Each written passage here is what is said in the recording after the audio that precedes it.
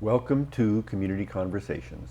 I'm your host, Steve Mantis, and it brings me great pleasure today to have as my special guest Joan Eakin, Professor Emerita from the University of Toronto. Joan, welcome to the show. Thank you, Steve. I'm very, very happy to be here. Well, so you've just come up from Toronto. You're not a local girl. Tell us a little bit about your background. Where did you grow up, Joan? Well, I grew up in Montreal. I was born in Montreal, and I lived there for the first 30 years of my life. And I went to university there, and started a family there. I married and had 3 children. And then we decided with great anguish to leave Quebec. We were Anglophone in Quebec, and it was just at those tumultuous times when we had to assess what our futures would look like and the futures of our children and so on. And so even though we both spoke French and could function quite happily in French, we decided to leave, and we didn't want to go to Toronto. So we went to Calgary, and we spent 8 years in Calgary, which was wonderful. It was wonderful to live in a different part of Canada, because I always thought that Quebec was the center of the universe, and there could not be a more gorgeous place in Quebec. Exactly. And the prairies and the Rocky Mountains turned out to be heaven. Loved it, loved Calgary, had a very happy time there. I worked at the University of Calgary, and it was a very different kind of place than established Montreal. The University of Calgary was very different from McGill, and learned lots from going out west, including the fact that we had no idea that maple leaves didn't exist west of Ontario. And that was a big revelation, because at the time, the new Canadian flag in 1965 and so on, and the maple leaf on the flag, and we were the center of the universe, right, in Quebec and Ontario. And to discover there weren't maple leaves there, and suddenly I understood a lot of things about Canada. So that was great. And then about 8 years later, for job reasons and so on, my husband's job, moved to Toronto. So we sadly upped and left there and moved to Toronto. So I've been in Toronto now for about 30 years, and I established myself at the University of Toronto. So I've been there since then, and my kids have grown up there and been all over the place, but are now back in Toronto. And I'm recently retired. I'm still doing quite a lot of academic work, community work, but basically retired and enjoying my grandkids. So that's where I am.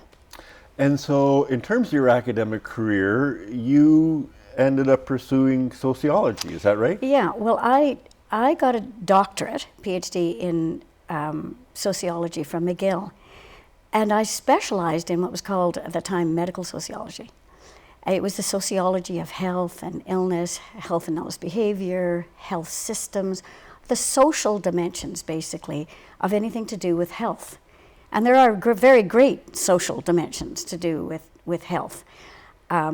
Social means it's not so much about psychology, what goes on inside your head, and more about your interactions with other people, and communities and groups, and your relationships there, and how that affects your health and the way you respond when you're ill or injured, and the healthcare system, how it works, and so on.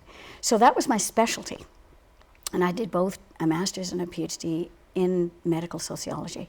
And so when I went to Calgary, I was in the Faculty of Medicine. I was in community health, but in the Faculty of Medicine. And it was quite popular then, because medicine was under, at that time, this is in the early 80s when I was starting my career. It was medicine was under a lot of, it was criticized for being inhuman and not really understanding patients and so on. And there was money in the system at the time, and medical schools and so on employed social scientists. They began to bring, supposedly the idea was that they would humanize medicine. That's a nice idea. But it was great for me, because just as I graduated, I could get a job. And so I've always taught the social dimensions of health and illness, healthcare systems, those kinds of topics, and research methodology is something that I taught as well, because I use a different kind of research methodology than is the dominant way of doing research in society. So how does, where I am as a worker affect my health? Like, I don't understand. How does that work? Well, I mean, there's the obvious, the way that people tend to think of occupational health is that the work somehow can hurt you, that you're working with chemicals, or that it's dangerous work, or construction work, things can hit you, and so on, that there's physical forces at play. But as a sociologist, I was always interested in the social things at play that also affected people's health. And I'm not just talking about mental health, that obviously perhaps the way work is organized and the way people understand their work can affect their mental health. That is certainly true. But I was really interested in the way in which the way work is organized, how that can affect your health. So when you have a workplace that is under a great deal of pressure to produce, where I was particularly interested in small workplaces, for example. Most of my career was spent studying small workplaces, under 50 employees, or even the micro workplaces, under 10 or so. I was interested in how the social organization, the way the place is organized, the relationships between people in these workplaces can cause harm. So, for example, one of my early studies was of employers in small workplaces. And I was trying to understand, how do they think about health and safety? Do they think about it at all? Mm-hmm. And if they do think about it, how do they think about it? And, I learned a lot about the relationships between small employers and workers. Many small employers have themselves been workers, and they see themselves often as one of the boys. And many of them didn't feel that they could tell these guys what to do, to wear helmets or gloves or whatever. And so they left it up to the workers. They didn't want to tell workers. They thought it was paternalistic and inappropriate to tell workers really how to behave. Health was something that workers dealt with. That's an aspect. And so sometimes workers had to even buy their own gloves on the way to work if they wanted to wear them.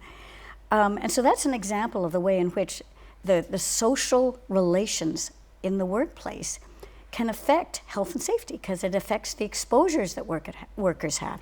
It affects the supervision they might have. It affects the training that they might be given. So that's what a sociologist might be interested in, mm-hmm. in the workplace. It's not that I'm not interested in chemicals or physical hazards. I am, but I'm interested in the social forces that produce or don't mitigate those chemical and those physical factors. That's right. So our legal structure is the employer is legally responsible to protect the health and safety of the workers, but if they don't embody that, if they don't take that on and say, look, we're all the same here, we're all going to look after ourselves, the system design isn't really playing out in terms of how they hope it might play out. And the system, I found with small workplaces, the system is really designed implicitly with a large male industrial workplace in mind.